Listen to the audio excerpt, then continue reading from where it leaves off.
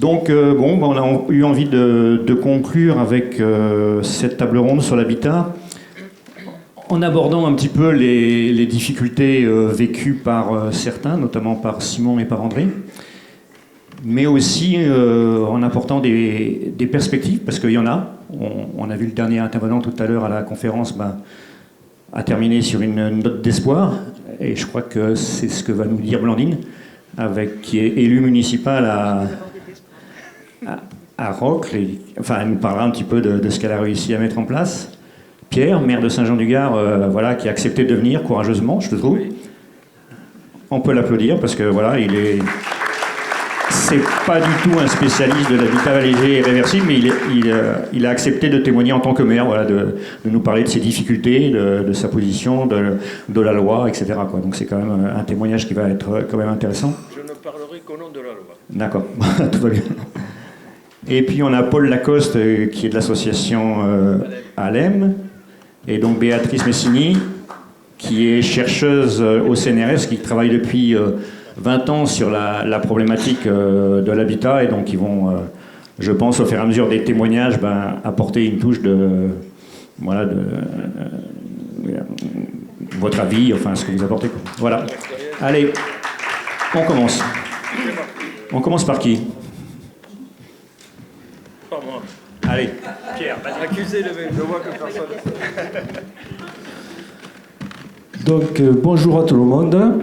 Merci d'être venus aussi nombreux dans cette belle salle qu'est le Stevenson. Je voulais d'abord remercier l'association 2050 pour tout le travail qu'ils ont fourni et cette belle manifestation qu'ils ont fait ce week-end. Franchement, bravo, on peut les applaudir.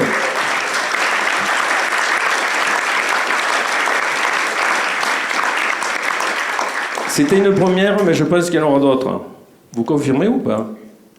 Non, on ne sait pas. On va se reposer, puis Bon, on attendra la prochaine, s'il revient. Bon, donc, pour ceux qui ne me connaissent pas, donc, je m'appelle Pierre Aiguillon et je suis maire de Saint-Jean-du-Gard. Donc, je suis maire depuis un peu plus de 2 ans. Alors, évidemment, le PLU, le plan local d'urbanisme, je ne l'ai pas appris par cœur, mais je connais les grandes lignes. Et c'est vrai qu'il y a beaucoup de choses à faire. Alors, le PLU, quand même, je tiens à rappeler, il a été établi en 2009, le dernier. Donc, il n'est pas d'aujourd'hui. Donc, pour l'instant, on applique la règle du PLU de 2009. Il faut savoir qu'on a demandé une révision du PLU, qui est en cours, mais c'est vrai qu'elle dure. Donc, j'espère qu'elle va aboutir d'ici 1 an, 2 ans, 3 ans maxi. Et puis, entre-temps, il y a le PLU UI, qui risque de rentrer en vigueur, point d'interrogation. Alors c'est le plan local d'urbanisation intercommunal. Alors à droite et à gauche, je suis bien équipé, des juristes, vous connaissez toutes les lois et tout, donc c'est parfait, ils vont m'aider. Donc oui, le PLUI, et donc pour l'instant il n'a pas été acté, puisqu'en 2017, la communauté Alès-Aglo ne l'a pas voté parce qu'il y avait une majorité de communes qui étaient contre, mais je pense que ça risque d'évoluer. Alors, je disais le PLU 2009, pourquoi? Parce qu'il y en a beaucoup qui vont me parler de la loi ALUR. Donc, les acronymes, dites-moi. Loi pour un urbanisme raisonné. Ah, urbanisme. Logement et urbanisme raisonné. Logement et urbanisme raisonné. Donc voilà, donc elle est apparue en 2015, le 20 février, c'est ça? Voilà. Le décret d'application. Donc, effectivement, on n'a pas intégré à l'intérieur des choses comme le STECAL, ou pour l'instant, avec notre PLU. Donc, il est en révision, il faudra certainement prévoir de l'intégrer. Donc, on verra tout ça au fur et à mesure. D'abord, quelqu'un a fait remarquer qu'il y avait des élections municipales, je n'étais pas au courant, mais je leur parle, en mars 2026. Donc, on attendra. Voilà. Après, je ne sais pas, je vais vous laisser parler. Et après, on me posera des questions, je vous dirai. Donc, qui veut prendre la parole? Non? Tu veux que je continue? Oui. Toute la journée, je parle des PLU. Alors, moi, je vais parler des choses générales. Hein. Je ne vais pas parler de cas particuliers. Après, si vous voulez qu'on en parle, on en parlera aussi. Hein. Je suis ouvert à tout, moi. Mais dans notre PLU, pour l'instant, comme je disais, on n'a pas prévu de Stécal. Alors, vous allez me le dire, c'est quoi la taille et capacité d'accueil limitée. Limitée. Bon, pour l'instant, il n'est pas prévu sur Saint-Jean-du-Gard, mais il faut peut-être l'intégrer dans la prochaine révision du plus. Oui, dites-moi tout. Je sens que vous avez... Je bouillonne. Non. Ah, il y a du son, il y a du son là. Ouais, il y a du son là.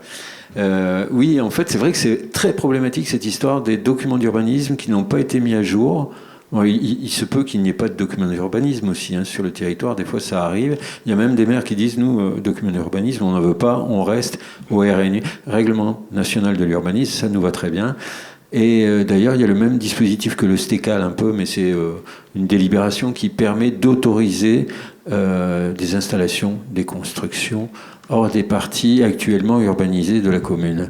Le truc, c'est que ça s'applique dans le cadre du RNU, mais dans le cadre des PLU, c'est beaucoup plus rigide. On se rend compte que c'est beaucoup plus rigide. Il y a un document d'urbanisme, il ne faut pas faire autrement que, sauf éventuellement dérogation préfectorale, sauf éventuellement une expérimentation, quelque chose, voilà, pour se dire, bon, on ne va pas attendre d'avoir finalisé un document d'urbanisme dont l'horizon, ça sera peut-être dans, on ne sait pas quand on va arriver à le finaliser.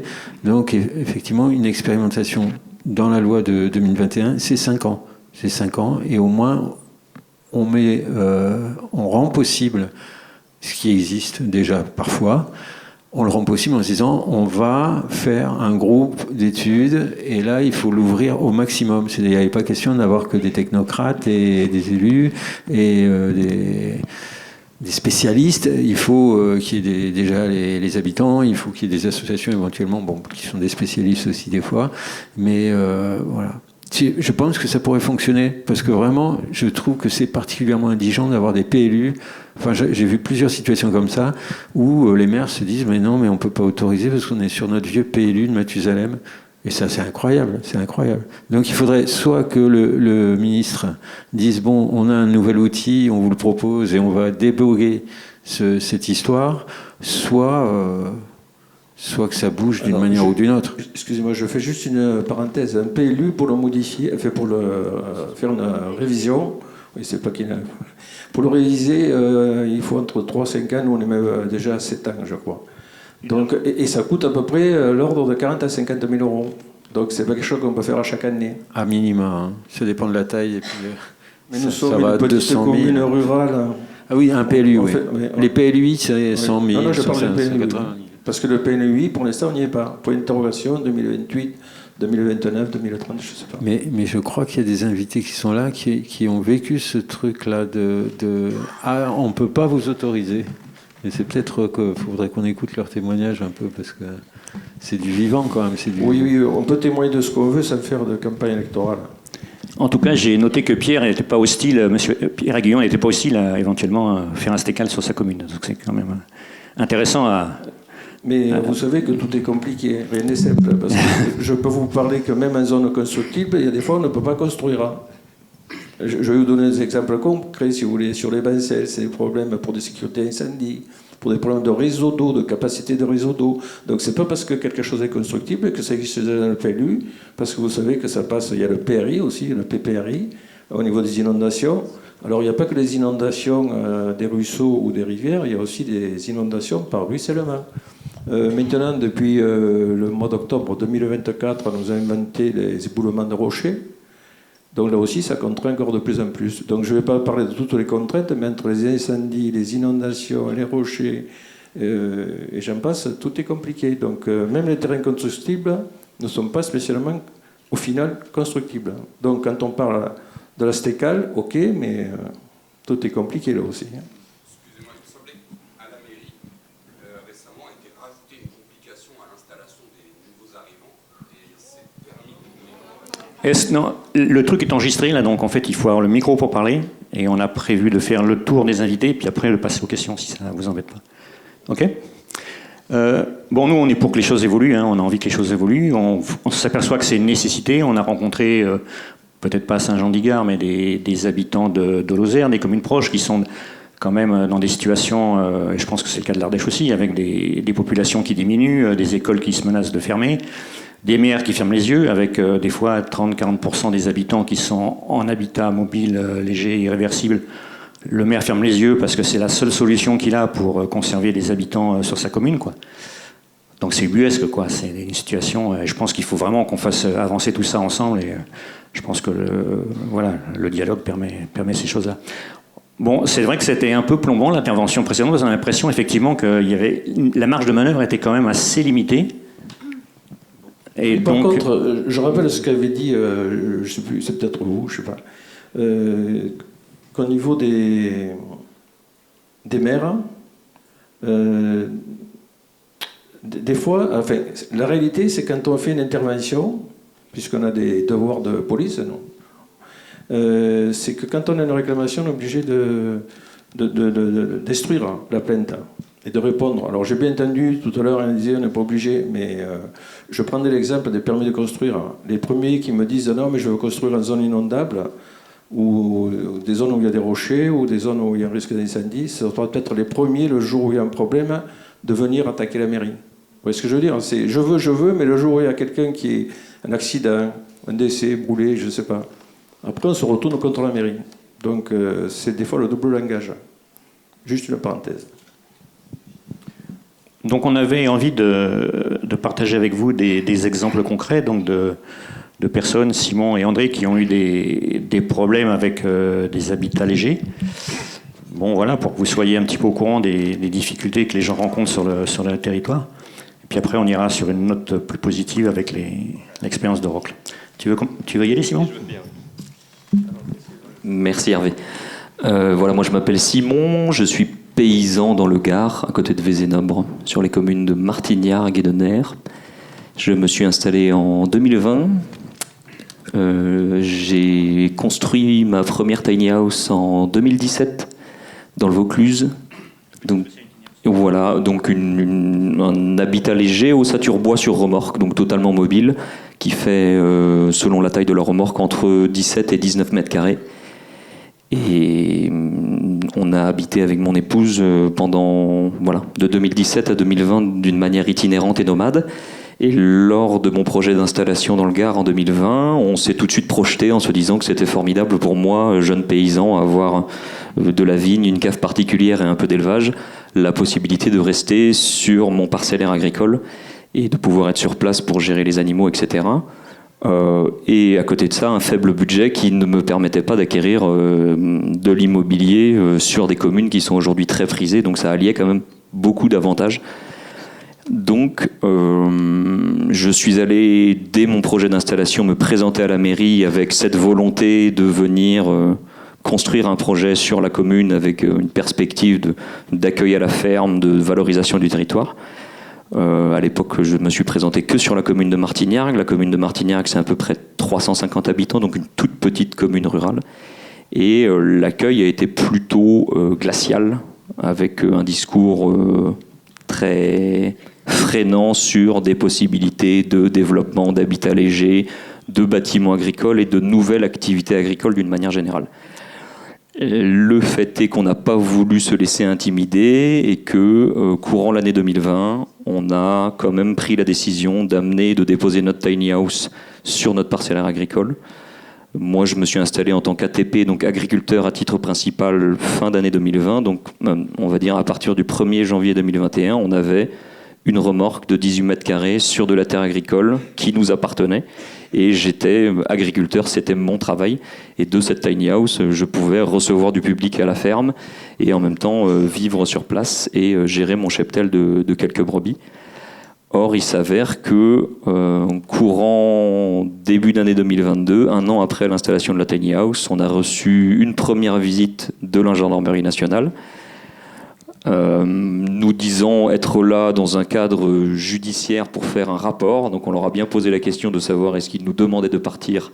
En l'occurrence, ils nous ont répondu clairement qu'ils étaient juste là à la demande de la mairie pour venir faire un état des lieux de la situation de la tiny sur du parcellaire non constructible.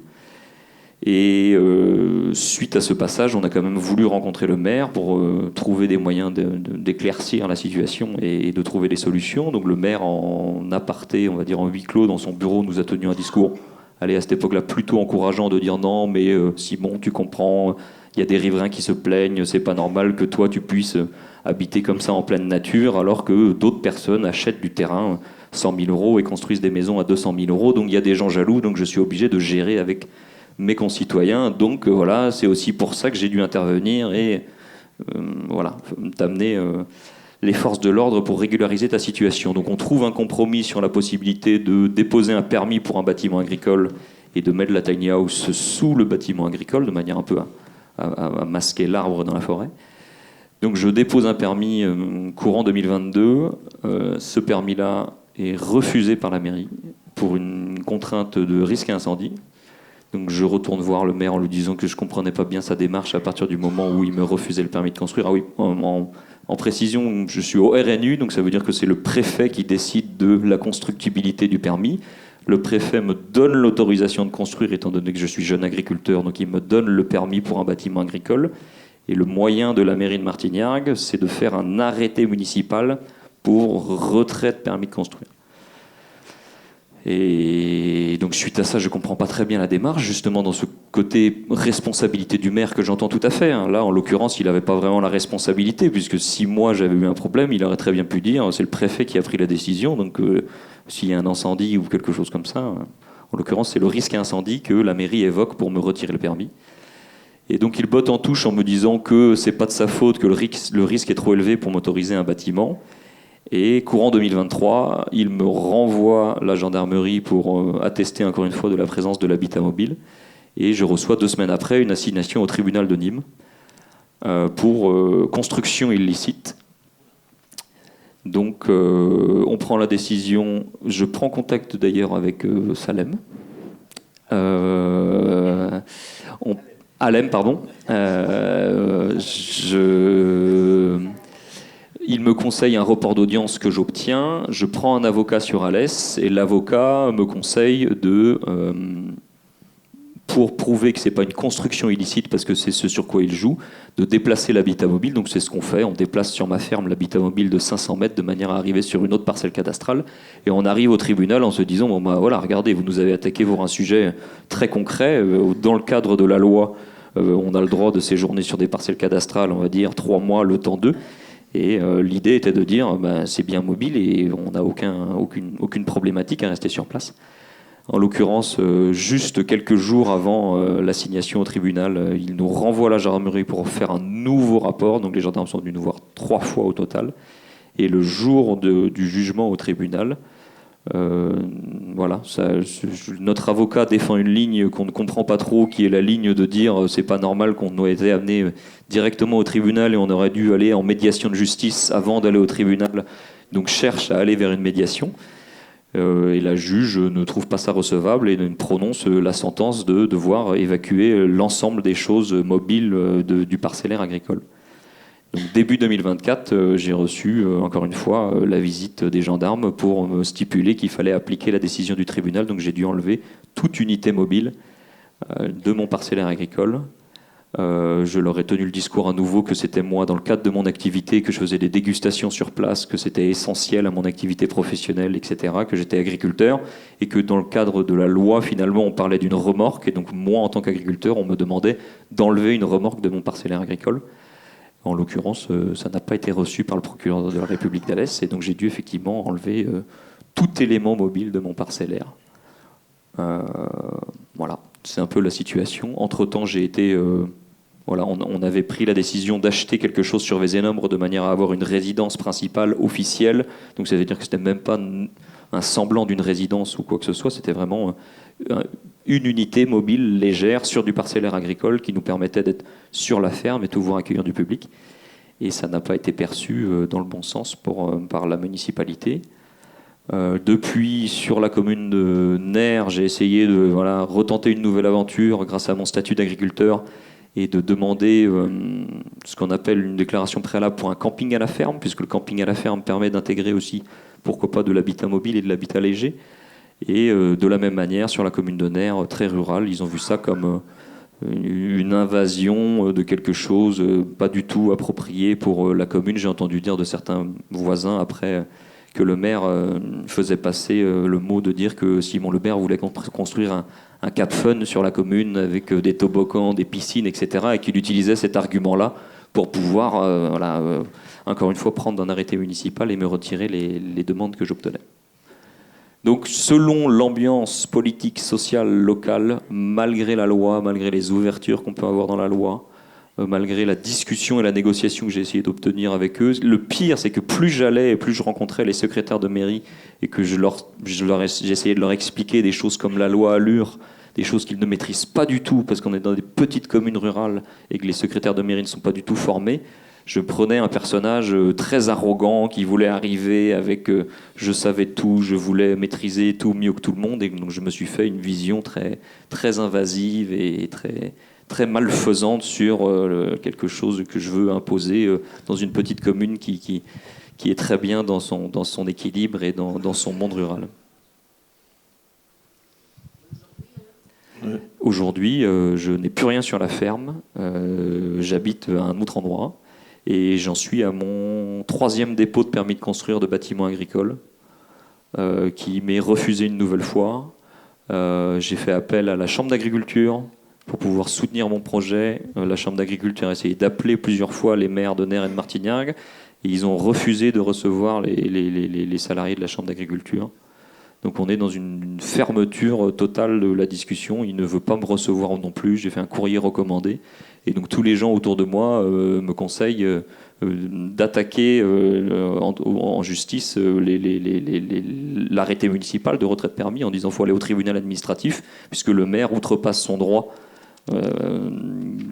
d'aller comme ça à l'encontre d'une activité agricole.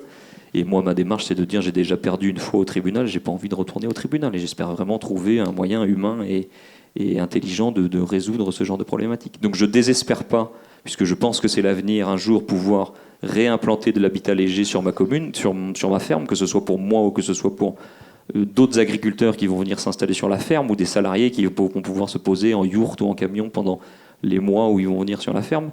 Mais aujourd'hui, cette vision-là de dire qu'on a une vraie crise du logement dans le monde agricole et paysan, elle n'est pas du tout acceptée par les maires des petites communes.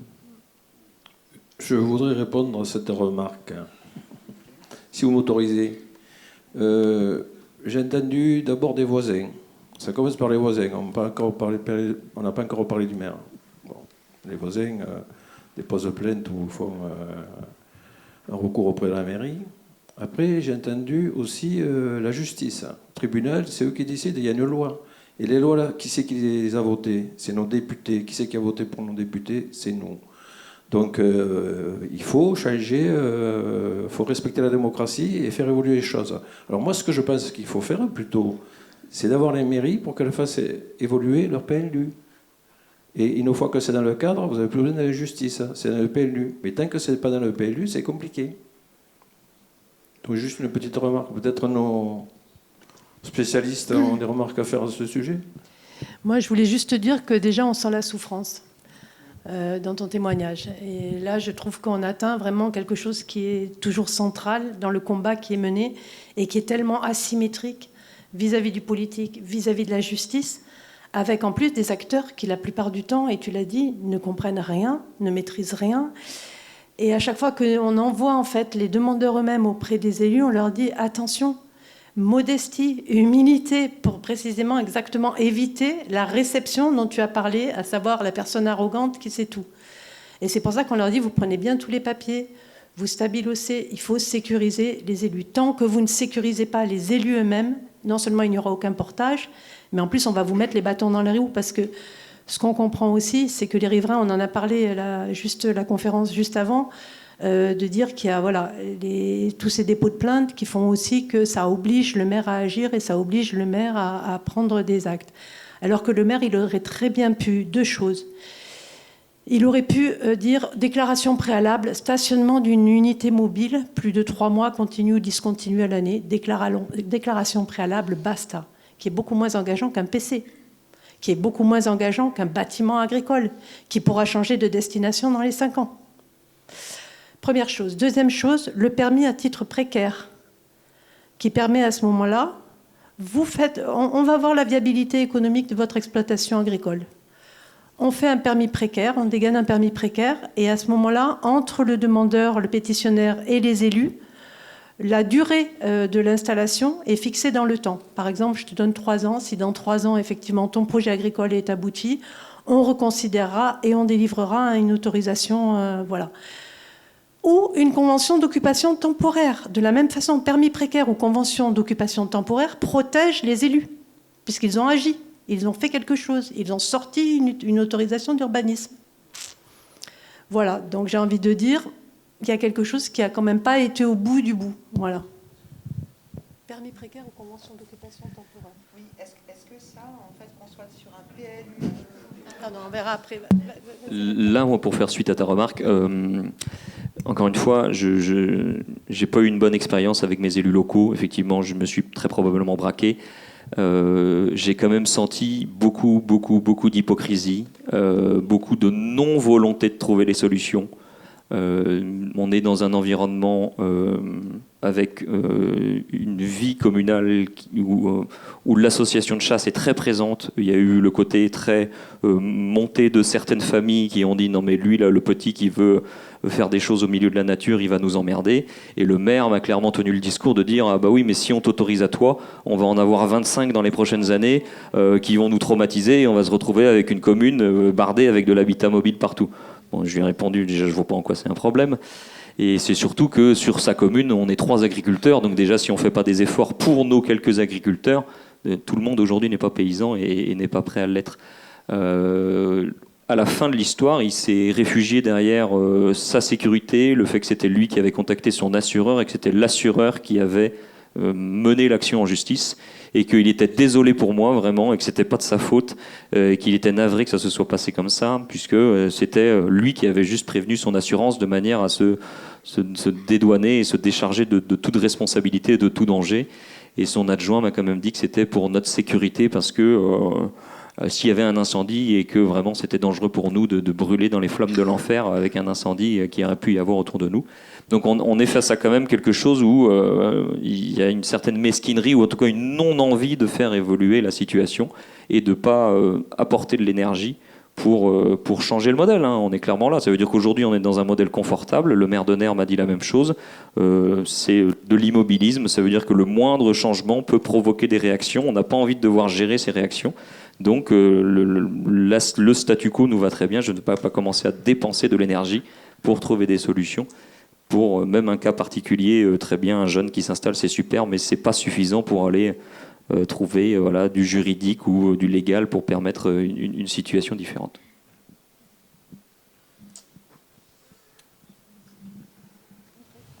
Juste dire ce qu'on a mentionné tout à l'heure, là, les représentants de la nation, les députés ont quand même voté une loi récemment où ils reconnaissent l'utilité de simplifier les dispositions qui permettent à un agriculteur d'habiter léger sur son exploitation. Voilà, c'est en attente. Mais c'est pour dire, Alors si c'est en attente, on va attendre, mais c'est une très bonne idée. Mais je vais vous dire, nous les premiers en mairie, les maires, on a des réglementations et on en a beaucoup trop. Même nous, pour construire des bâtiments, des choses comme ça, tout est compliqué. Je ne vais vous pas parler du petit papillon bleu qui est sur Cégène-du-Gard et de l'Origan et des choses comme ça, mais tout est compliqué, même quand, pour un simple permis. Donc les réglementations, il faudrait peut-être les diminuer. Mais je ne sais pas, on vote pour des gens qui en font beaucoup.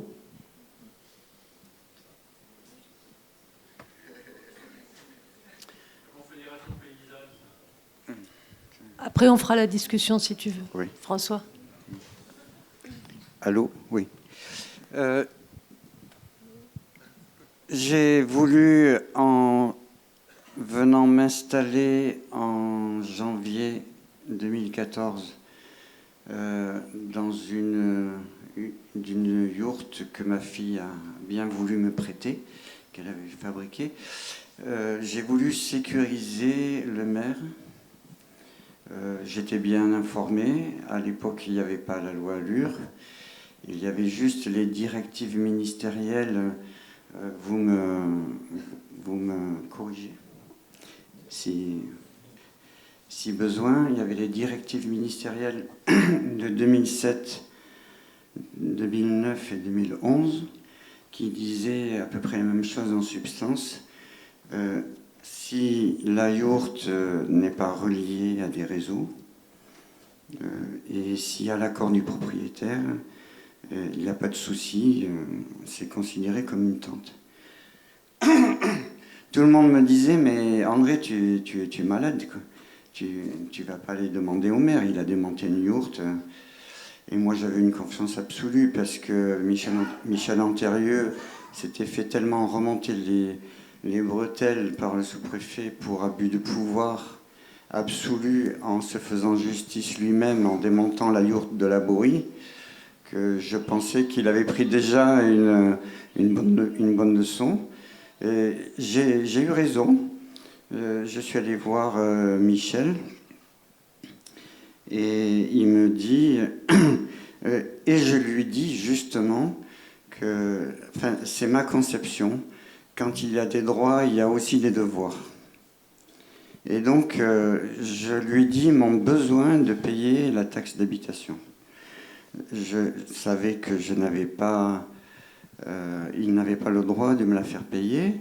Je savais que certains maires s'étaient mis dans l'illégalité. Et donc, je lui ai dit, voilà, je te demande de me la faire payer. Il m'a dit à 3 reprises qu'il appréciait beaucoup la démarche et qu'il me donnerait une réponse. Il n'a pas eu le temps puisqu'il a perdu aux élections suivantes. Et aux élections suivantes, le soir de l'élection, je ne me souviens plus, avant que Michel Ruas soit maire, il venait d'être élu, je lui parlais de la situation, et donc on se rencontre.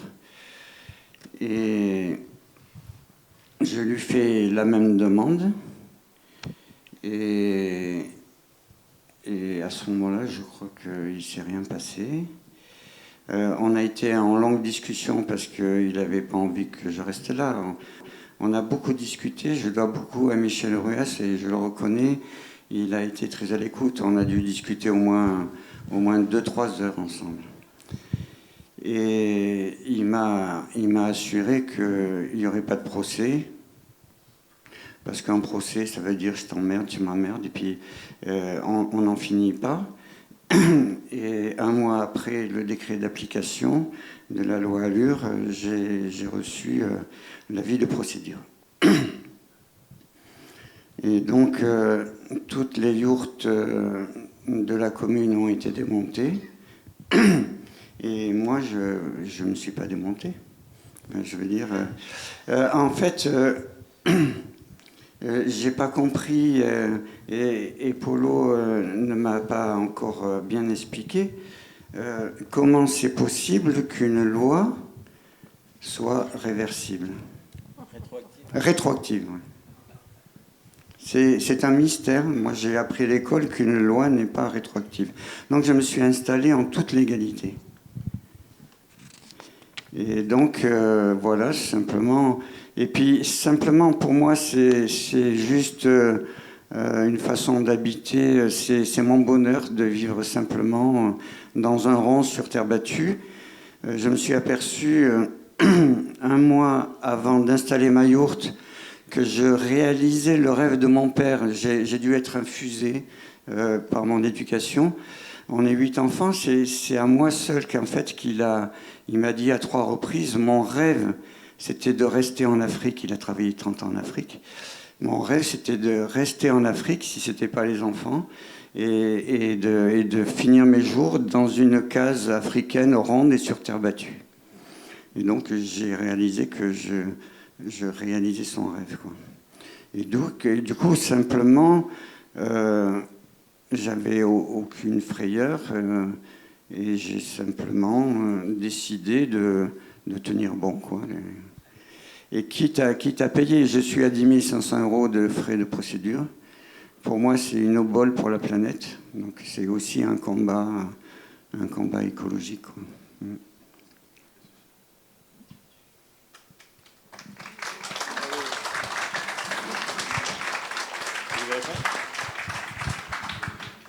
Non, je voulais juste te dire, mais après tu prendras la parole, Polo, mais je voulais juste te dire qu'en fait, pour toi, typiquement, la procédure, elle a été relancée constamment. C'est-à-dire qu'en plus, tu n'as jamais eu la prescription des 3 ans.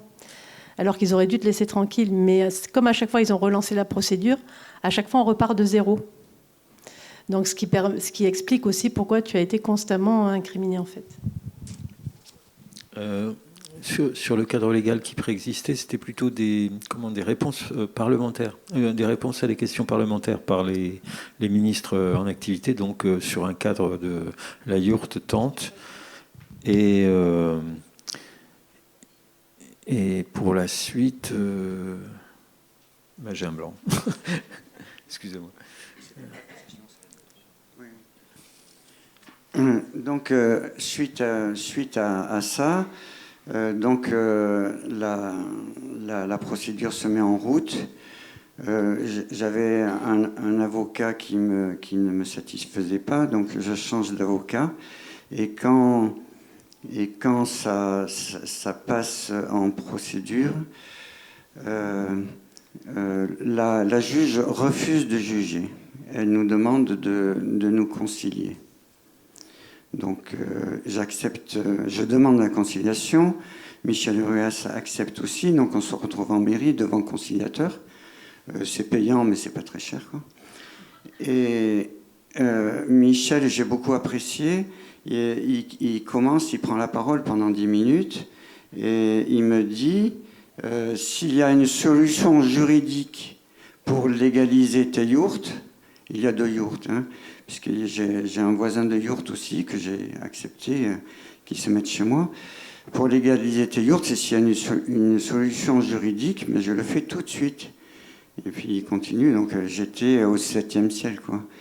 Et après, je lui ai répondu, mais la solution juridique, on a une loi, c'est une loi fourre-tout, c'est très compliqué, mais c'est le dernier article de la loi Allure et qui permet de faire un stécal.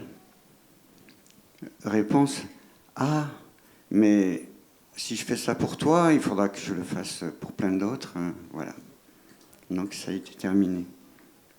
Et après, j'ai quand même été soutenu par le futur maire qui était présent à la conciliation. Et je le remercie beaucoup, Pierre Aiguillon, de ce que tu m'as dit en privé.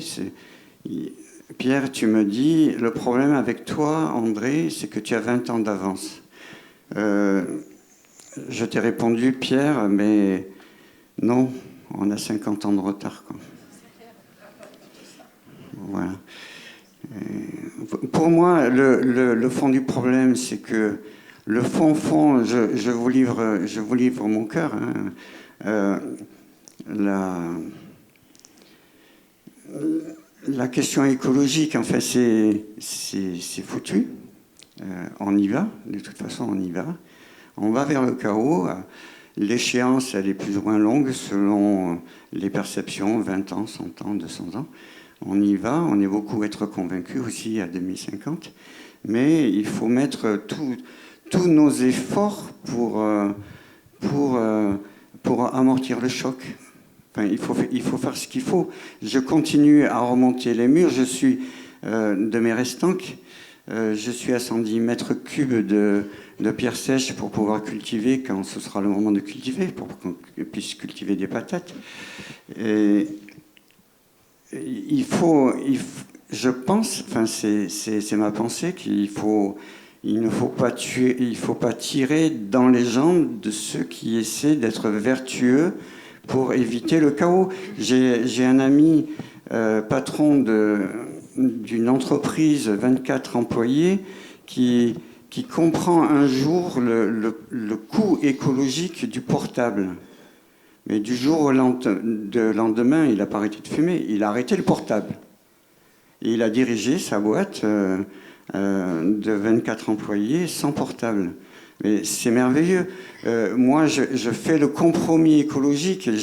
J'ai dirigé mon entreprise avec un portable parce que j'avais que ça comme connexion. Et je ne vais pas lui tirer dans les jambes. Donc je pense qu'il faut arrêter de se tirer les uns dans les autres pour que le jour où, dans 20 ans ou dans 50 ans, nos petits-enfants nous diront « Mais qu'est-ce que tu as fait, papy? Qu'est-ce que tu as fait, André? Qu'est-ce que tu as fait, Pierre? Qu'on puisse lui parler dans les yeux, quoi. Voilà ce qu'on a fait. On est allé à fond, quoi. On a fait tout ce qu'on a pu. André, je te remercie pour ton intervention. Moi, je veux préciser que malheureusement, il y a des cadres, il y a des lois. Et un PLU a été fait en 2009. Je pense qu'il y en a un qui est ici présent qui doit s'en rappeler. Monsieur Gosmat, bonjour. Donc, après, moi, la meilleure des choses, on applique des règles qui sont dans le PLU. Le mieux, c'est de faire évoluer le PLU. Donc, même la loi LUR n'a pas précisé de date, sauf erreur de ma part, pour appliquer des évolutions pour faire le STECAL, par exemple. Donc, je ne sais pas, au niveau des juristes, vous avez des délais, vous avez des... Le mieux, c'est de l'inclure dans des révisions. Absolument. Voilà. Ah, STECAL. Donc, c'est un secteur de taille et de capacité d'accueil limité. Limité, voilà. Et les fameuses pastilles. Alors, en fait, ce qui se passe, c'est qu'avant 2014, la création de ces secteurs-là était de plein droit pour les élus.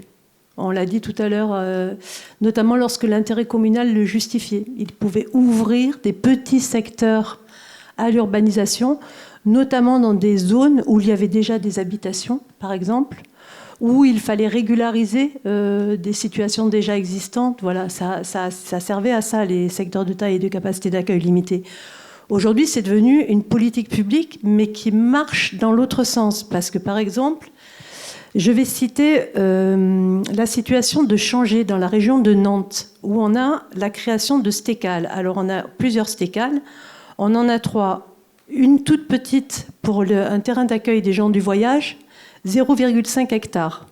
Une aire de grand passage pour les regroupements religieux, 6,3 hectares. Et on a aussi un espace d'accueil de résidence permanente démontable ou mobile de type yourte pour 1,6 hectares. Mais à côté de ça, on autorise 31 STECAL pour les habitats loisirs légers pour le tourisme, qui, eux, occupent une superficie de 263,3 hectares. Donc, en réalité, quand on dit arrêter de consommer l'espace et ces STECAL-là, il faut qu'ils soient vertueux dans les documents d'urbanisme. En réalité, ils ne le sont pas du tout. Parce que la prime est donnée aujourd'hui sur le tourisme. Et la France est en train de devenir un pays de tourisme. C'est pour ça que toute l'activité, et j'en suis désolée vraiment, je suis navrée, mais il faut continuer d'ailleurs à se battre. Hein, toi, sur ton activité agricole, on va en parler après. Mais enfin, il n'y a pas moyen de refuser à des jeunes qui s'installent aujourd'hui en agriculture, de leur refuser de s'installer en habitat léger et mobile. Depuis des générations, tout le monde s'est installé comme ça sur les terres agricoles et il faut que ça puisse continuer. Voilà. Et la crainte de l'appel d'air, je voulais souligner que la crainte de l'appel d'air, c'est constamment ce qui est opposé aux habitants. La crainte de l'appel d'air, tu vas faire venir les cassos, ceux qui n'ont rien, les RMistes. Voilà. C'est tous ces stéréotypes qui sont aujourd'hui véhiculés quand les élus refusent en disant « pas d'appel d'air ». Voilà.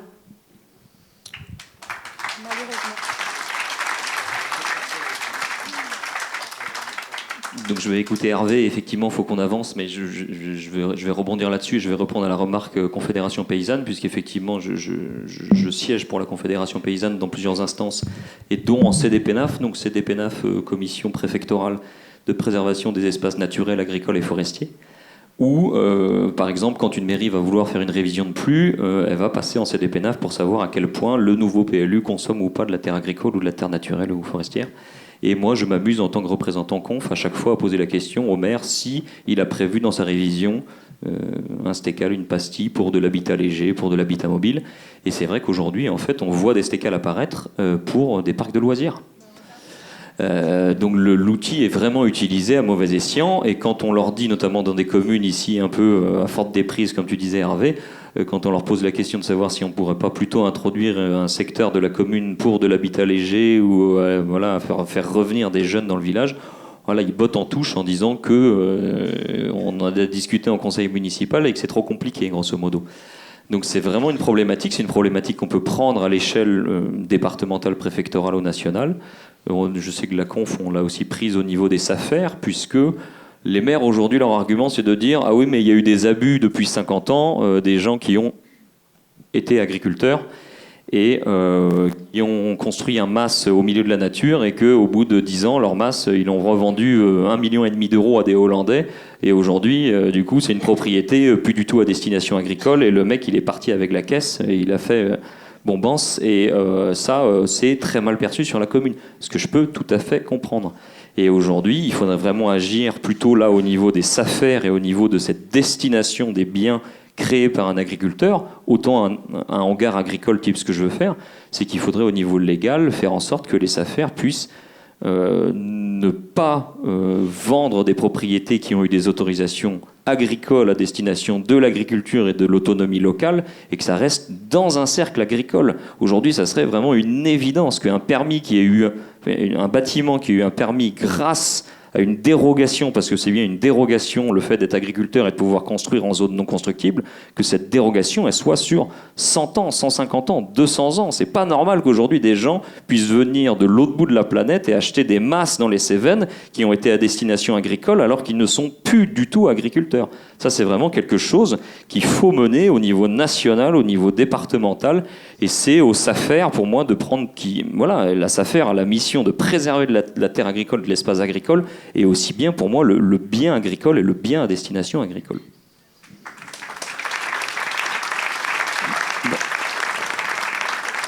Bon, je crois qu'on a 2 cas, justement, où il y avait une volonté municipale qui n'était pas très, très favorable à ces installations-là. On va prendre justement le contre-pied de ça avec Blandine qui va nous parler de son expérience sur la commune de Rocles et qui est assez édifiante, je trouve.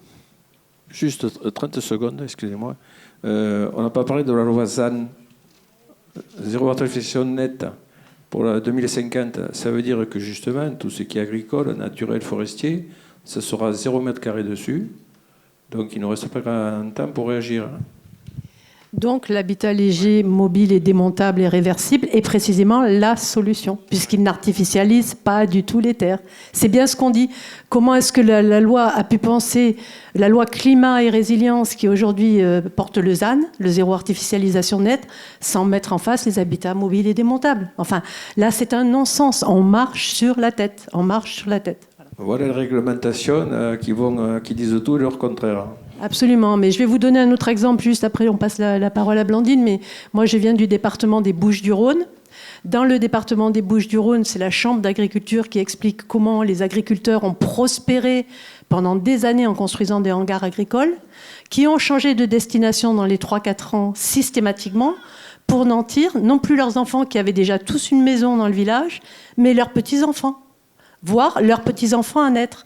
Donc en fait, on a eu toute une génération d'agriculteurs qui, par le biais des constructions en milieu agricole, ont fait évoluer le bâti, effectivement, l'ont changé de destination et on nantit toutes les familles derrière. Voilà. Et c'est ce qui aujourd'hui porte préjudice aussi aujourd'hui à ceux qui veulent s'installer, parce qu'il y a toujours cette suspicion du vrai faux agriculteur qui s'installe pour profiter en fait de l'accès à la terre agricole qui est bien moins chère, on le sait, que la terre urbanisée.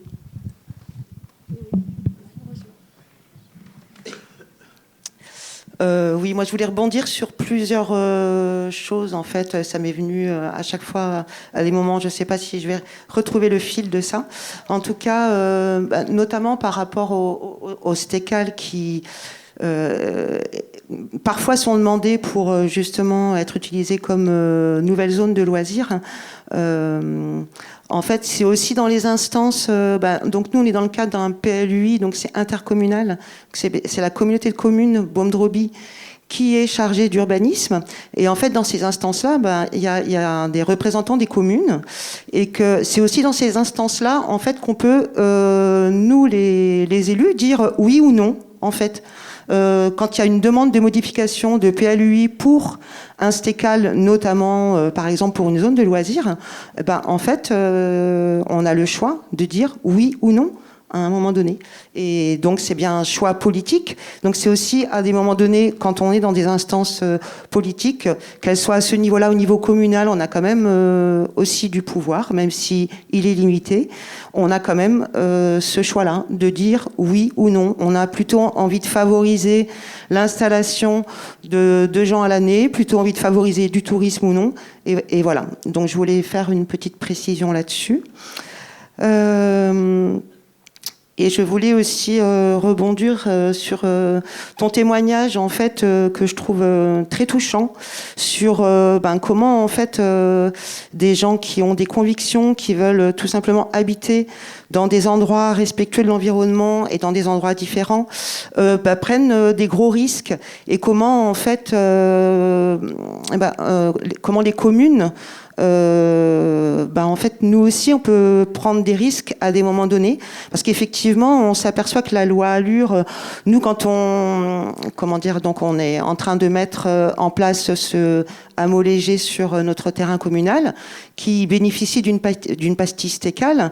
En fait, il y a vraiment une volonté de l'équipe municipale, parce qu'on croit vraiment dans ce genre d'habitat et de projet, mais quelque part, finalement, comme cette loi, elle n'est pas vraiment appliquée pour l'instant, en fait, on a, en fait, il y a des flous juridiques qui fait que, oui, on ne sait pas trop où on va, enfin. Et que notamment en fait les services de l'État aussi, c'est ça qui est parfois compliqué, c'est-à-dire que quand on est face à la DDT par exemple, comme il n'y a pas eu pour l'instant d'application, ils sont aussi frileux parce que ils savent pas si ça va passer justement en procès, parce qu'il y aura des et tout ça est très complexe. C'est souvent ça qui freine, parce qu'il y a une prise de risque, j'ai l'impression, de la part de plein de, soit des communes, des institutions de l'État aussi, enfin ceux qui représentent l'État. Et mais en fait, je trouve vraiment que ça vaut le coup. Parce que j'ai l'impression que de toute façon, il n'y a pas trop le choix. Sinon, ça serait faire semblant. Enfin, ça serait pas regarder ce qui se passe en fait. Donc, on n'a pas d'autre choix aussi au niveau des élus que de regarder ça. En fait, de regarder qu'il y a des gens qui s'installent dans des endroits, qui prennent des risques, qui se paient des amendes parce qu'ils sont en procès, et que justement, en fait, si on est de plus en plus de communes qui essayons de mettre en place des projets tels qu'un hameau léger avec un stécal qui a ses limites aussi, mais qui permet de faire avancer, j'ai l'impression quand même, le concept d'habitation légère, qui permet de le faire avancer aussi au niveau peut-être des mentalités, au niveau que c'est peut-être mieux accepté parce que il y a quand même un cadre qui est peut-être considéré comme plus sécurisant. Et qu'il l'est sûrement plus d'ailleurs. Et j'ai l'impression qu'en fait, tous ces endroits-là, j'ai l'impression que ça va faire avancer les choses. Voilà. Enfin, voilà. J'ai une question, Blandine. Il me semblait que il y avait une partie d'opposants aussi sur ce terrain. C'est le hameau de Logère, c'est ça, ouais. qui disait qu'en fait, la valorisation du bâti serait bien meilleure à la vente et en terrain urbanisé. Et qu'il y a des gens qui se sont battus pour ça aussi, et donc pour faire échouer le stécal du hameau de Logère. En fait, la valorisation du bâti, tu veux dire ? Non, la valorisation du foncier, pardon, pour des petites communes sans moyens, serait bien meilleur de vendre en terrain urbanisé pour de l'habitat permanent. Oui, sauf que en fait, la nouvelle équipe, ça n'a pas été son choix, en fait, et c'est pour ça qu'on est resté là-dessus. Et puis parce qu'en fait, ce terrain-là, de toute façon, est devenu non constructible. Donc, en fait, il a perdu beaucoup de sa valeur. Enfin, c'était un terrain agricole. Alors qu'auparavant, avant le nouveau PLUI, c'était un terrain constructible, en fait. Oui, voilà. Tu pourrais revenir sur le délai de mise en place de ce projet, qui est quand même assez rapide finalement. Alors, assez rapide, si on peut dire, assez rapide pour nous, la nouvelle équipe qui avons repris ce projet, même si, parce qu'en fait, la demande de Stécal, elle a été faite, d'ailleurs je l'ai appris dans le PowerPoint, Elle a été faite en 2019 par un ancien maire qui était très porté sur la question. Voilà. Et en fait, il y a quand même tout ce temps donc qui a été pris pour l'acceptation du STECAL. Après, il y a eu une autre équipe et qui n'est, enfin. Bon, je vais pas dire. Il y a eu une autre équipe et du coup, le projet n'a pas abouti. Et la nouvelle équipe actuelle a eu envie de reprendre ce projet et s'y est mis plutôt de façon ardue. Après, ça a démarré du coup en octobre 2024, la reprise de ce projet. C'est vrai que c'est quand même un peu. Enfin, ça aurait été compliqué si on ne s'était pas fait accompagner. Là, on s'est fait accompagner par l'association Amo Léger et on est aussi accompagné par une boîte d'architectes paysagistes qui nous accompagne sur la maîtrise d'œuvre en fait. Et l'association Amo Léger en fait nous a accompagné sur le juridique et nous accompagne encore sur le juridique, sur comment faire le lien avec le collectif d'habitants, avec les services de l'État, etc., etc. Et ça, quand même, c'est hyper facilitant. Enfin, si on n'avait pas eu ça, on n'en serait pas à cet endroit-là aujourd'hui. Là, on a donc obtenu le permis d'aménager et donc on va faire tous les travaux de viabilisation dans l'hiver, enfin, hiver-printemps. Et normalement, les premières installations des habitants vont se faire printemps-été 2026. Donc voilà, c'est vrai que d'octobre à 2024, printemps-été 2026, c'est pas si long que ça, mais c'est vrai que quand vous disiez que c'était lourd, l'histoire des STECAL et tout ça, c'est vrai qu'en fait, quand on fait une demande de modification de PLUI, ça prend, je crois que c'est au moins 2 ans. Facile. Et c'est, enfin, voilà, c'est fastidieux, ça coûte des sous, comme vous dites. Donc, ce serait quand même intéressant de pouvoir alléger tout ce processus, quoi. Vous parlez d'une modification ou d'une révision, là? J'ai pas suivi. Moi? Oui, c'est une révision ou une modification? Oui. En fait, on a fait. Il y a eu plusieurs demandes de modification du PLUI, et comme moi, je fais partie de la commission urbanisme, j'ai juste compris que c'était 2 ans, mais pas pour notre STECAL, quoi. C'était pour d'autres modifications. Ouais. Moi, je voulais dire, il a fallu quand même presque 10 ans pour que des formations à destination des commissaires enquêteurs apparaissent pour les accompagner dans la prise en compte des besoins exprimés par la population. Et la formation auquel je fais référence, c'est dans le département de l'Isère, c'est le CAUE, le Conseil architectural, urbanistique, environnemental, l'ADIL, l'Agence d'information départementale pour le logement, et la DDT qui ont fait cette formation. Et ce qu'il y a de plus drôle, c'est qu'ils ont repris une classification, enfin une planche de dessin, comment on dit, un descriptif des types d'habitats existants qui correspondent à la nomenclature habitat léger. Et cette nomenclature a été élaborée par les Amo Léger. On a rigolé un peu, nous, parce qu'à LM, on a dit il manque quelques trucs quand même, curieusement. Il n'y a pas la caravane, il n'y a pas le véhicule roulant de base aménagé, alors que bon, il n'y a pas de raison de le discriminer. Il manque certains modes d'habitat qui font peut-être moins joli dans le décor. Ou, bon, voilà. Et bon, ils ont au moins fait l'effort de faire cette formation. Il y a le CAUE de l'Aude qui a fait il y a quelques jours à Bugarache un événement, et le CAUE de l'Aude est très proactif pour justement réfléchir sur comment accompagner les élus, ce qui est tout à fait rare, alors que bon, c'est leur mission, mais il faut encore qu'ils en aient les moyens et puis qu'il y ait une volonté politique derrière de les y autoriser. Et c'est une photographe, Myrtille Vicher, qui fait tout un travail sur ces habitats légers depuis des années. Et puis c'est Madeleine Mialoc, une camarade d'Alem qui est chercheuse et qui fait sa thèse sur ces habitats, qui ont présenté une après-midi comme ça à un public assez fourni. c'est une manière de populariser aussi un phénomène qu'on ne peut occulter, parce que c'est ça le vrai problème, c'est que massivement, dans l'urbanisme coutumier, on occulte l'existant, qui est pourtant là, on occulte les besoins, et en fait on proscrit finalement, on invisibilise et on proscrit. Au lieu de prescrire quelque chose de raisonnable, on proscrit radicalement. En fait, on repart en arrière parce que ça ne peut produire que du contentieux, et c'est le contentieux soutenu par des mobilisations qui a amené la représentation parlementaire à dire on va légiférer pour essayer de... Bon, à l'époque, c'était dissiper le flou juridique, mais je veux dire maintenant, ça serait plutôt de dire on va prendre quand même la leçon des 10 ans passés après la loi Allure pour dire il y a des trucs qui ne marchent pas. Le stécal, par exemple, c'est trop lourd, c'est pas du léger.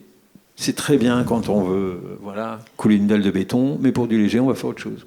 Et Bugarach, je te rappelle qu'ils ont peut-être quelque chose à se faire pardonner, parce que je te rappelle le projet complètement massacré de Cubières-sur-Sinoble, l'installation des 10-12 yourtes qui ont été laminés complètement, parce qu'au motif qu'il y avait eu un rassemblement au pic de Bugarach, les années 2000 et quelques. La Mulvilude est arrivée sur ce projet-là de yourte, qui était déjà complètement installé. En plus, la mairie était propriétaire du foncier, il ne pouvait pas y avoir de spéculation. Ça avait été réfléchi pendant des années et des années. Et tout a été mis par terre parce que la Mulvilude a dit dans la charte entre les habitants, il y a une mention qui dit qu'ils ne mangent pas de viande. Et ceci, du coup, est sectaire. Et donc tout le projet a été mis complètement par terre, les habitants chassés, les yourtes démontées. Ça a été, 2012, un fiasco complet. Donc Bugarach, ils ont peut-être quelque chose à se faire pardonner, à mon avis. On va peut-être passer aux questions que vous avez. Oui, je voulais intervenir sur cette crise du logement qui n'en finit pas, et un gouvernement qui laisse faire les choses. Et je sais que je suis sur la Salle et sur Soudorgues, il y a énormément de demandes de logement.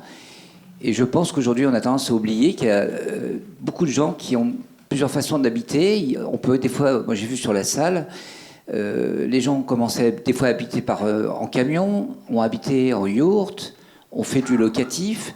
Et je pense que ces formes d'habitat font partie de la situation. C'est une situation pour s'adapter à cette crise qui n'en finit pas. Les maires qui sont en difficulté, les logements communaux qui sont occupés, les logements sociaux, les bailleurs sociaux qui n'arrivent plus à... Je crois qu'on est en dessous de 10% de satisfaire la demande en logement social dans le département. Et du coup, voilà, c'est un petit témoignage. Oui, ça marche. D'accord.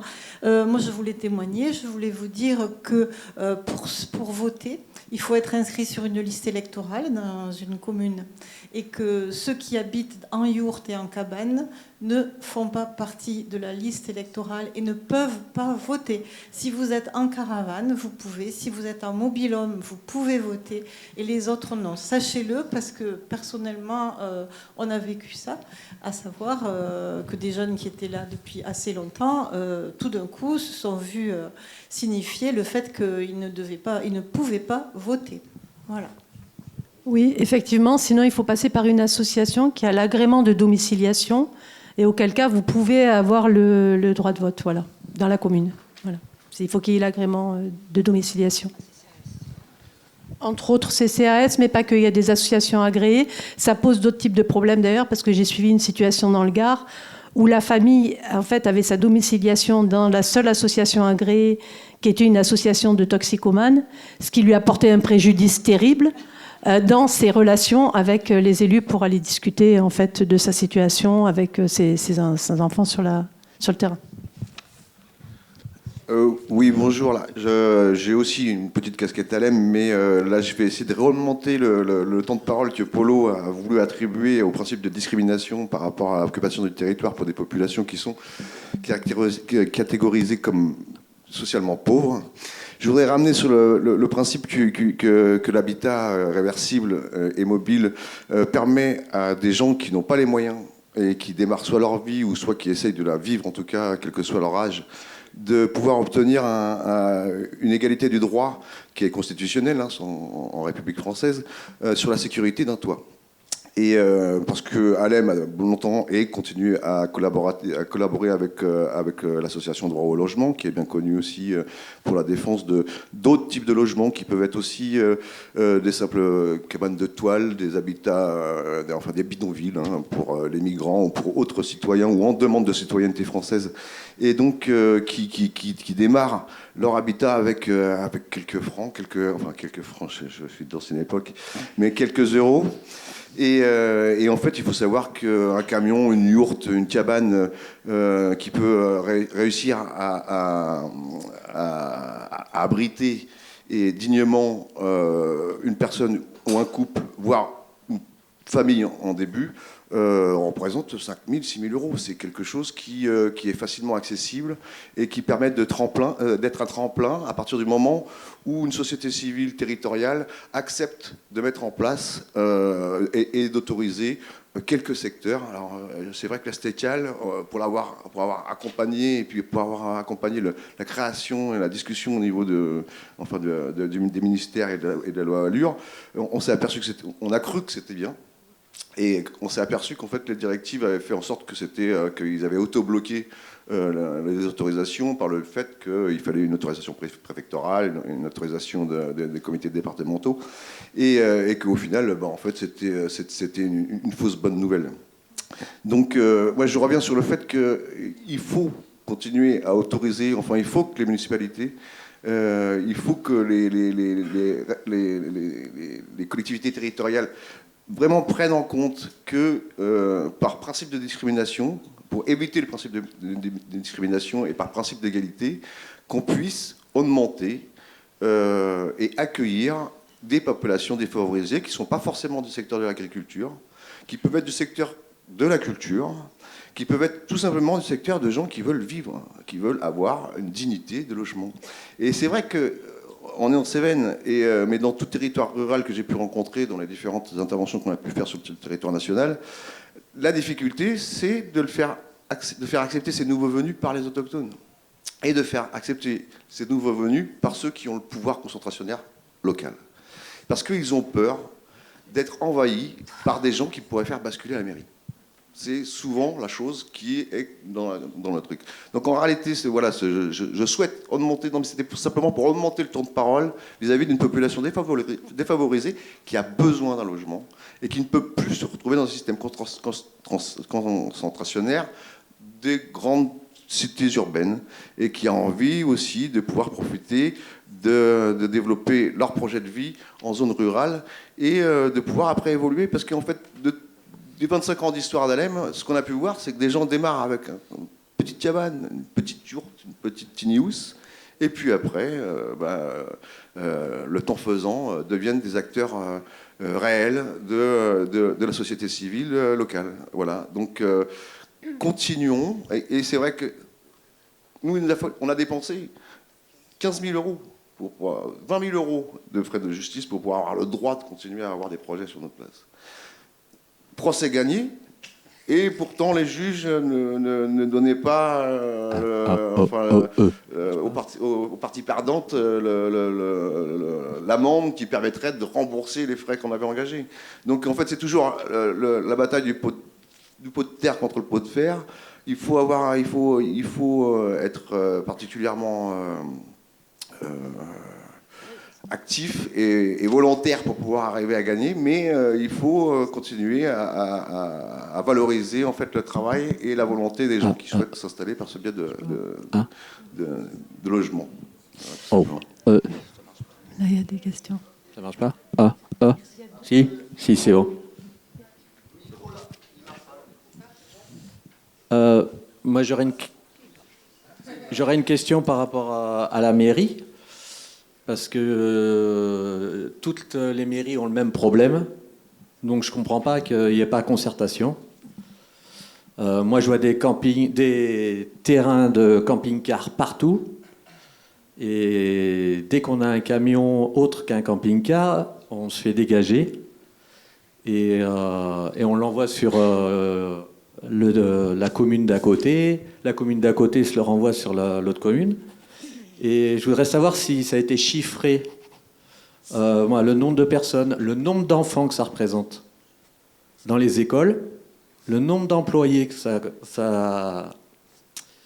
d'ouvriers, de gens qui travaillent tous les jours, qui habitent en camion, en yourte, ce que seraient les Cévennes s'il n'y avait pas tous ces gens-là. Et qu'on les foute dehors tout le temps, et qu'on les ignore.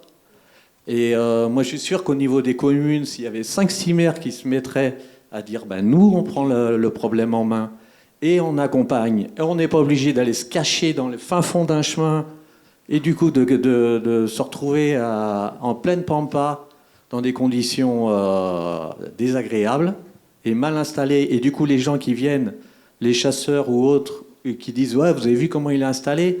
Et forcément, il n'y a pas les moyens. Donc, il faut arrêter de se fermer les yeux et il faut aussi se prendre en main. Quand on est élu, on a des responsabilités et c'est pour tout le monde.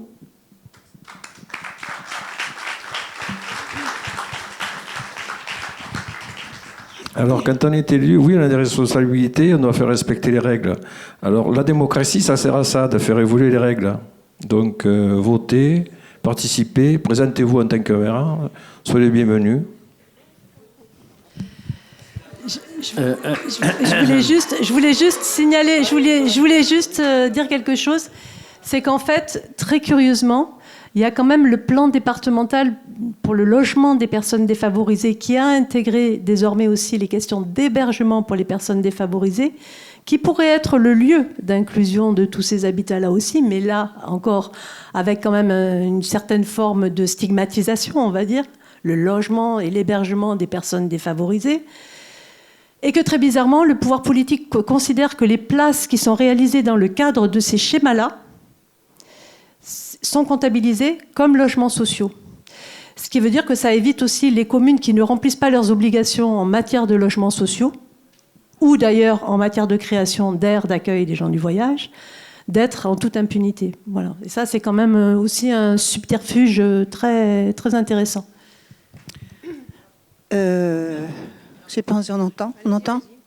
Non, c'est du tourisme, le camping-car. C'est du tourisme. Et d'ailleurs, souvent, c'est plutôt même des aires de stationnement. Ouais, il y a les deux, en fait. Soit du parc résidentiel de loisirs, soit du village classé, soit du camping autorisant les véhicules motorisés, soit c'est des aires de stationnement, auquel cas, normalement, il n'est pas censé y avoir de l'habitat à l'année. Je crois qu'on a diminué le nombre d'habitants depuis à peu près 5 ans, non ? À peu près ? À Saint-Jean. Martine, oui. Il faut faire des enfants.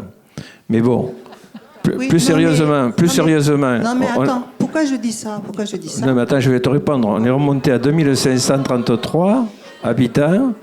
Donc, on est en train de remonter la population. Alors, on parle de 50 habitants. Hein, mais ça permet de basculer la commune en dessus de 2500 habitants.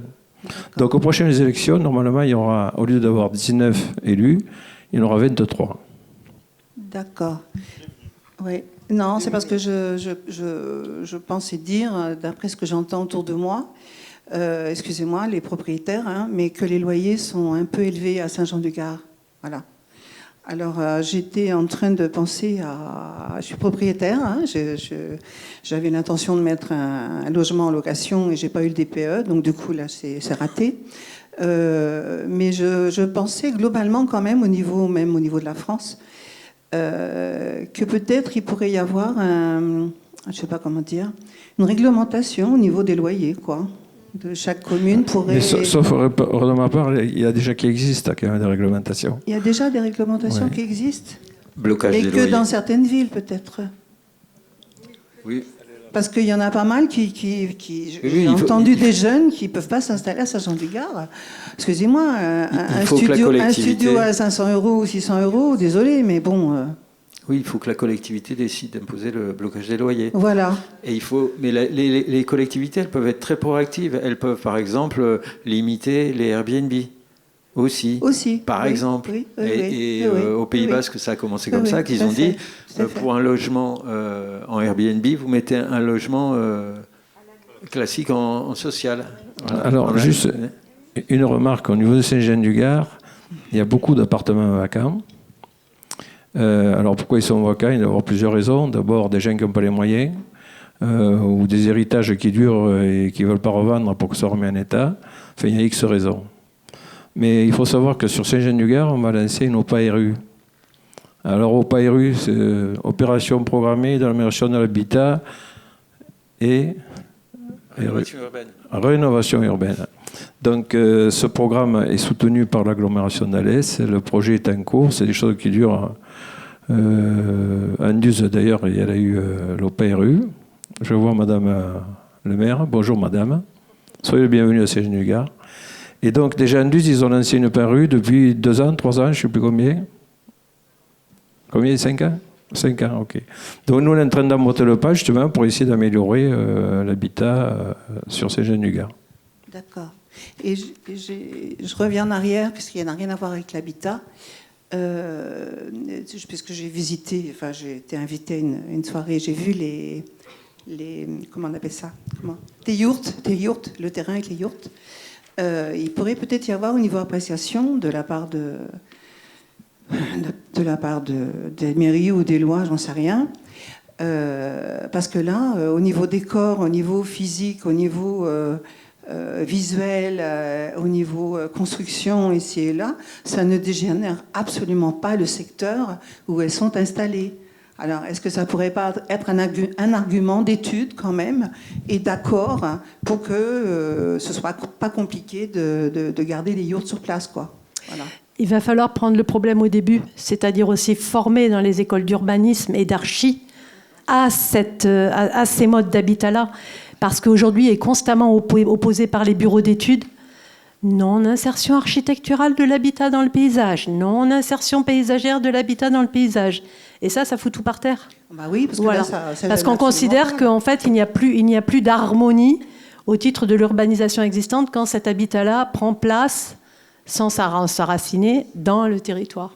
Mais ça veut dire reprendre aussi toutes ces formations-là en amont, parce que là, aujourd'hui, enfin, moi, je les ai à l'université occasionnellement, urbanistes et architectes n'ont jamais entendu parler d'habitat léger et mobile. C'est une catastrophe. Voilà. Bonjour, monsieur Gosmat. Je vois que vous hochez de la tête. Je vous présente l'architecte qui nous a fait le dernier PLU, entre autres. On y donnera le droit de réponse. Oui, je voudrais rebondir sur ce que tu viens de dire. Ce qui nous a réunis, l'équipe des 9 ou 10 de 2050 au départ, c'est l'extrême fragilité du système qui nous apporte à manger, qui nous apporte la béquille avec des camions, donc qui nous amène 94% de notre nourriture. Et donc c'est extrêmement fragile, ça peut s'arrêter d'un jour à l'autre pour une raison sanitaire, militaire ou autre. Et donc c'est quelque chose, notre combat est hautement politique.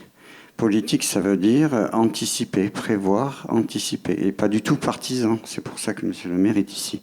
On n'est pas du tout partisan. Et je pense que pour l'habitat, c'est la même urgence. Si un jour il y a des soucis, les terres des Cévennes ont toujours été une terre d'accueil. Si on ne prépare pas, comme on commence à le faire ce soir, sur ces questions-là, ça va être la cata. C'est-à-dire que les gens vont vouloir venir pour cultiver, pour se nourrir. Et si on n'a pas anticipé ces questions-là, mais ça va être une guerre locale. C'est pour ça que, pour moi, je vous le dis, le combat, je l'ai dit à Pierre, je le mènerai jusqu'au bout. Si je dois démonter, là je m'engage devant vous, je serai dans la rue le temps qu'il faut, les mois qu'il faut, les années qu'il faut.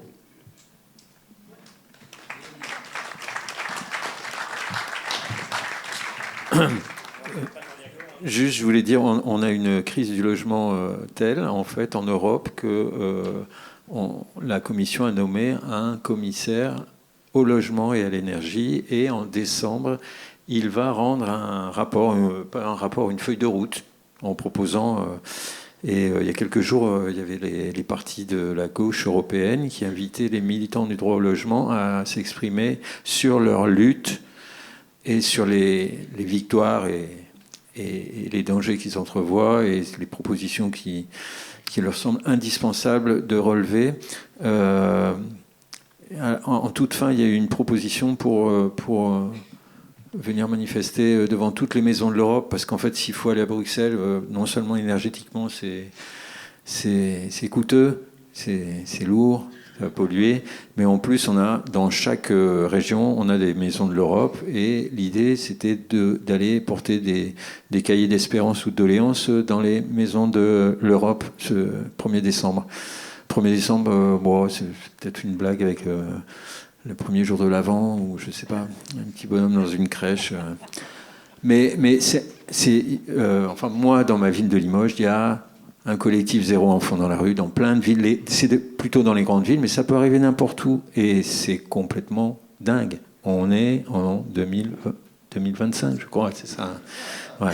C'est pas très drôle, en fait. Malraux revient, ça craint du boudin.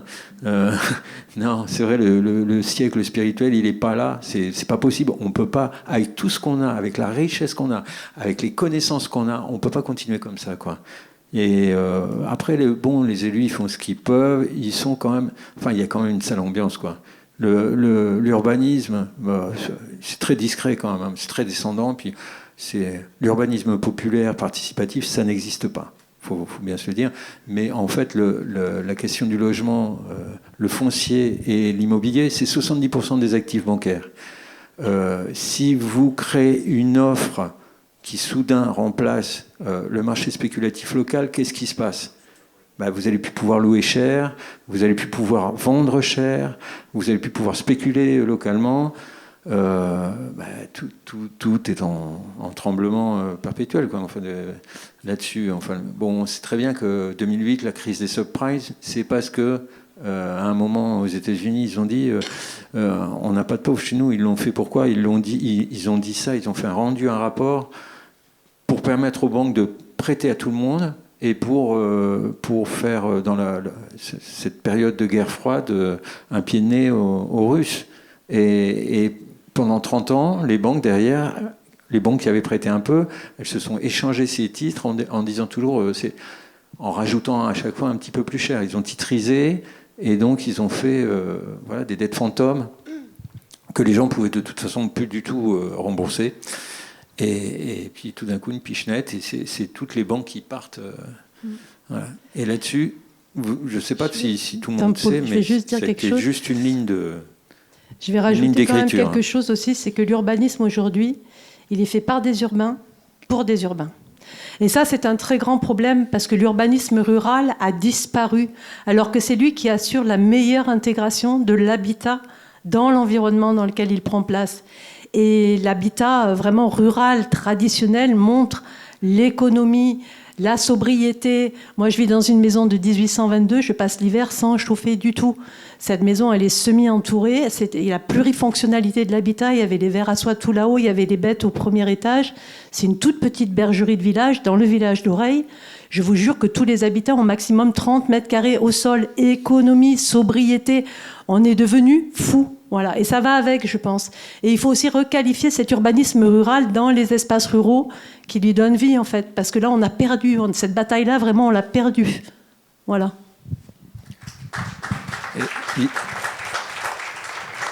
Juste, je ne sais pas, monsieur le maire, je ne sais pas si ça vous intéresse. Il y a quelqu'un. Non, pardon. Je peux attendre. Juste 2 secondes. Oui, non, il y a quelques jours, il y avait un jeune homme qui témoignait pour un atelier d'urbanisme populaire qui est dans un quartier de Lille. Et ces ateliers d'urbanisme populaire, en fait, ils travaillent avec les gens directement et ils vont voir les élus après. Et ils font aussi toute la partie accès aux droits. Enfin, c'est quand même quelque chose de chevillé pour aider. Et je connais leur existence depuis un moment, puis je me disais, ça donnerait quoi dans le rural ? En fait, ça donnerait atelier populaire d'urbanisme rural à Pur, ouais, pourquoi pas. Mais c'est quelque chose que les collectivités peuvent soutenir aussi. C'est un maire dans sa campagne, il peut s'engager à soutenir une vraie dimension participative sur la question de l'urbanisme et du logement. Oui, donc moi je voulais intervenir parce que je suis arrivée avec pas mal d'enthousiasme tout à l'heure. Et là, je suis complètement découragée Je suis allée à Bordeaux il y a 3 semaines au contre-salon de la vieillesse. C'était joyeux, on a fait des tas de propositions et je suis revenue, moi, avec un projet que j'ai monté avec le Conseil national autoproclamé de la vieillesse pour monter une coopérative d'habitat avec des vieux, mais pas que des vieux, parce que nous ne sommes pas sectaires, contrairement à vous qui dites que vous voulez des jeunes et des familles. Nous sommes des vieux qui allons créer une coopérative d'habitat, mais nous accueillerons des jeunes et des familles si elles en ont envie. Si elles ont envie d'être avec des vieux qui ne sont pas encore le pied dans un EHPAD, évidemment. Voilà. Je voulais dire ça, je suis découragée. Je vais aller voir Geneviève Blanc, je vais voir quelques-uns d'entre eux. Elle est là, si vous voulez la voir. Elle est là. Pardon? Ah, on m'entend pas. Vous m'avez pas entendu du tout? Si. Bon, voilà. Mais donc, bienvenue aux vieux. Je vis en tiny house. Hein. Voilà. Et j'ai mon petit-fils avec moi qui vit en yourte. Donc voilà, bienvenue aux vieux et bienvenue au projet des vieux. Et puis zut, apprenez à rire et à être positif. Parce que ce qu'il faut, c'est combattre. On s'en fout qu'ils soient tous cons. On est dans un...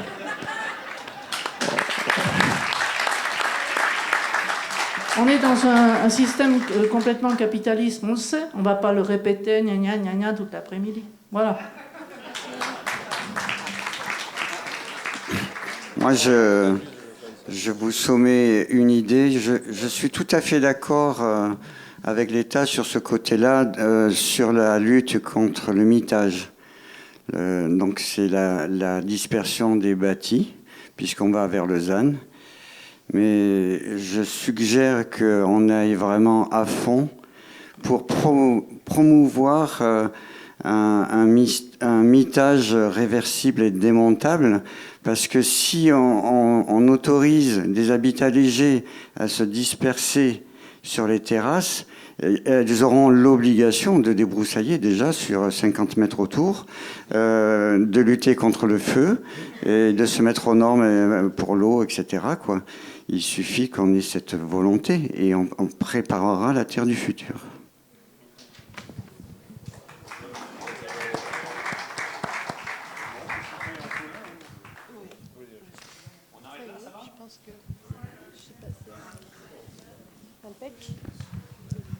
Ok, ben super. Je sais pas si ça me fait encore une. Il voulait. Alors, il y a eu la semaine dernière. 5 minutes avant de partir, on écoute les 2 intervenants encore. Il y a eu à Chambéry les rencontres avec HPF, le Habitat Participatif France, la rencontre pendant 3 jours. Et ce qui est intéressant, c'est qu'il y avait les élus, le directeur du CAE du 74 et du 73, je ne sais plus leur nom, qui ont parlé. Alors j'ai un trou de mémoire du plan qui est utilisé pour créer une 3e voie par rapport au foncier privé et à la spéculation immobilière, le BRS et non pas le BRF. On n'entend pas? C'est mieux là ou pas? Oui, le bail réel solidaire qui permet de dissocier l'achat de l'habitat et le portage du foncier qui, lui, va rester en collectif. Voilà, c'est le bail réel solidaire. Ils se battent avec ça pour neutraliser tout le tsunami de la spéculation avec le franc suisse, qui est une véritable catastrophe au niveau de tout le pays de Savoie, donc les 2 départements, enfin on va dire le pays de Savoie, et parce que maintenant ça déteint sur l'Isère, par capillarité ça descend. Ça risque d'aller jusqu'à la Drôme, mais on ne sait pas trop, parce que les uns se reportent. Ah oui, mais nous, on a indexé sur ce qu'il y a plus haut. Chaque fois, ça remonte à Genève. Et ils se battent contre ça pour trouver une autre solution. Parce qu'on en a même parlé en privé avec ces élus. Ils disaient, on n'a pas d'autre solution que de créer une 3e voie. Mais c'est la bagarre, parce qu'ils essaient de récupérer un maximum de logements pour en fait des logements sociaux. Ils font barrage au problème des loyers complètement fous. Et les élus sont en train de rentrer dans le jeu. Donc c'est une guerre totale au lotissement par lotissement. Voilà. Mais ils se battent. Merci. C'était pour rebondir sur un peu toute la discussion, sur ce mouvement vers les campagnes là, et sur le pouvoir des élus locaux pour encourager du coup, les jeunes à s'installer. On voit que dans la loi, il y a beaucoup de freins, et le plus semble un des freins et apparemment on peut s'en passer. Du coup, peut-être au lieu de réviser les plus, on pourrait supprimer les plus.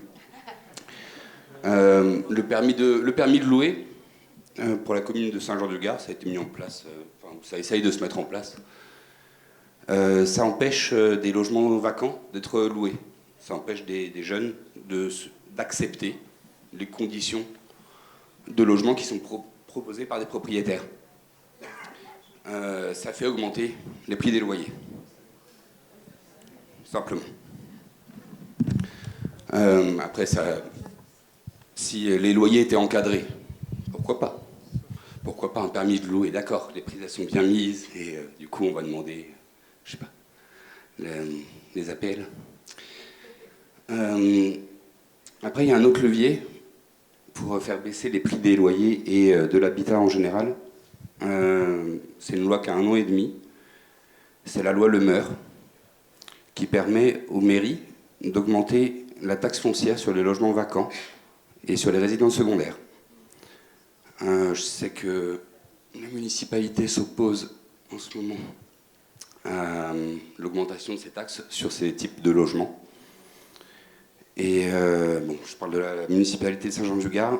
Je sais qu'il y a des régions de France où des municipalités se sont emparées de cet outil.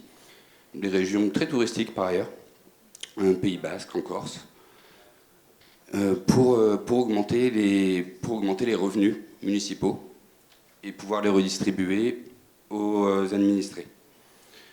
Du coup, voilà, c'est comme une suggestion ou un rappel d'outils que j'espérerais vous reporter par une prochaine liste municipale. Alors, c'est vrai que ces logements vacants, là, et on a l'exemple aussi sur Marseille, parce qu'on a mené deux ans d'études là, sur la situation du logement et du mal logement à Marseille, et notamment des situations de squat, sur ces questions de vacances de logement. Et en réalité, ce qu'il faudrait, c'est de l'autoréhabilitation accompagnée, en fait, pour permettre aux futurs occupants de rénover eux-mêmes avec l'aide soit de compagnons bâtisseurs ou autres structures, de rénover les logements pour leur permettre de ne plus être des passoires thermiques et de pouvoir être remis sur le marché de la location. Ça serait vraiment hyper important comme démarche, en fait. L'autoréhabilitation accompagnée. Et pourtant, c'est une vieille ancienne, ça date des années 80.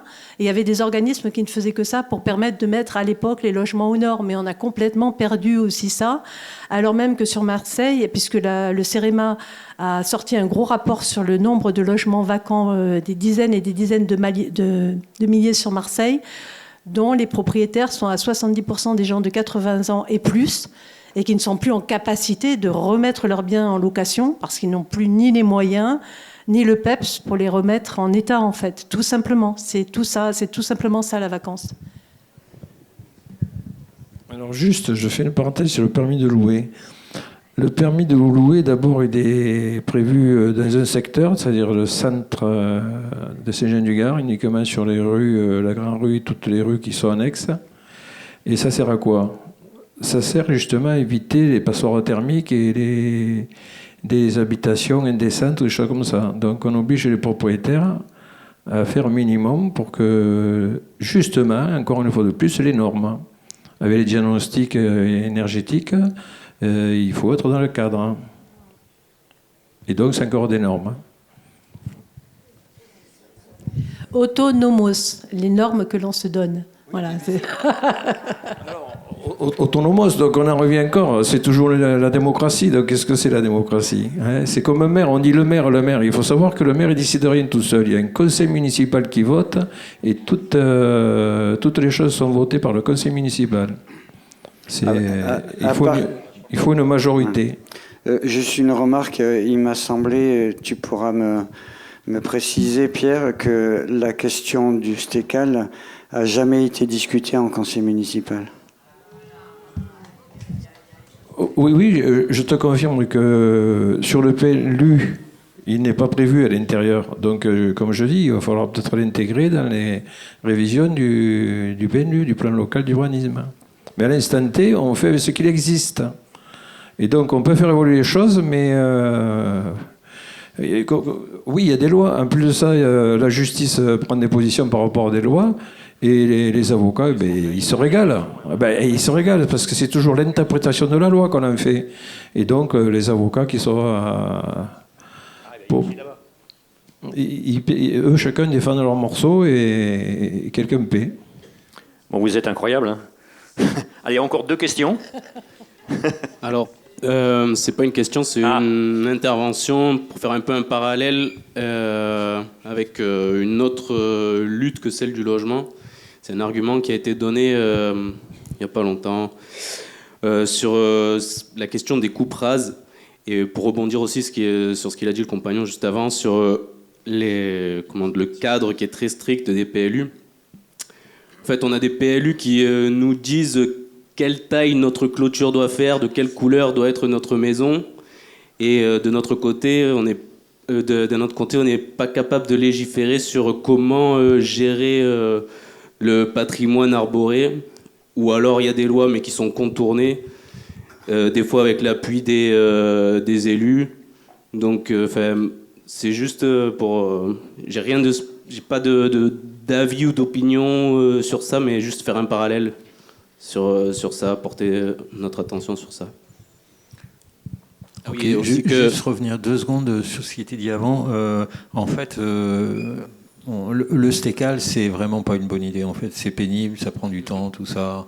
Évidemment, quand on en dépose pour un habitat léger, mais non, mais si on vous donne un stécal à vous, il va falloir en donner un à tout le monde. C'est pas une bonne idée, globalement. Voilà. Enfin, ça peut être une bonne idée parfois, mais visiblement, c'est pas la bonne idée. Par contre, développer des zonages où de l'habitat léger mobile peut être installé, ça c'est beaucoup mieux. C'est beaucoup mieux, d'autant plus que vous remarquerez dans un PLU de base, à l'heure actuelle, non seulement vous n'avez pas de stécal, mais en plus sur les terrains constructibles, les habitats mobiles sont interdits, les habitats démontables sont interdits, même sans monuments historiques à proximité, pour des raisons d'aspect, de matériaux, de pente de toit. Enfin voilà, c'est ce qu'on vit à l'heure actuelle, c'est une forme d'ostracisation. Et penser qu'on va résoudre avec un stécal ou 2 ou 3 max, parce qu'on a vraiment fait le bras de fer et on va venir, on est fort. Non, en fait, il y a même un collègue qui venait souvent sur nos réunions du regard croisé sur l'habitat léger, qu'on a fait avec l'association Reliée en 2010. Et il disait, il a gambergé, et un jour en faisant un PLU, parce qu'il était architecte et qu'il avait créé une agence de l'habitat réversible, et il a proposé à la commune qui voulait mettre en constructible tous les jardins de la commune, non, mais faites plutôt un zonage spécifique, urbanisme réversible sur jardin. Vos jardins... Vous pourrez toujours retrouver vos jardins, vous n'aurez pas bétonné, vous n'aurez pas... Voilà. Et puis, il y a toujours un petit caractère anti-spéculatif quand on fait du réversible, en général. Oui, c'est la SIC atmosphère. Voilà, atmosphère.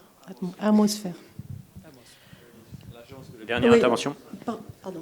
Je voudrais donc intervenir maintenant, ça va être très court. Je suis élue moi aussi, je suis élue à la ville d'Alès et à l'agglomération, à Alès agglomération. Et je tiens à vous dire que certes, il y a des normes, on en a longuement parlé maintenant, mais le plus important de tout, c'est la volonté politique des élus d'agir au service de leur population. Cette volonté, elle n'est pas toujours existante. On en a quelques exemples. Et donc, je vous dis, il va y avoir des élections. Les personnes qui ne s'occupent pas du logement et de l'ensemble de la population, je dis bien l'ensemble, pas seulement de quelques-uns, il va falloir voter pour savoir ce que vous voulez par rapport au logement de votre commune. Et ça, c'est vrai partout. C'est vrai aussi à Alès. Il faut savoir que sur l'agglomération, 80% de la population est éligible au logement social. Donc, ce n'est pas étonnant qu'il y ait une partie de la population qui, d'une part, n'ait pas accès aux logements sociaux parce qu'il n'y en a pas assez, et qui soit obligée, alors par choix, certes, mais aussi par obligation, d'être dans de l'habitat léger. Et ça doit faire partie des préoccupations de l'ensemble des maires. Voilà, c'est tout ce que j'avais à dire.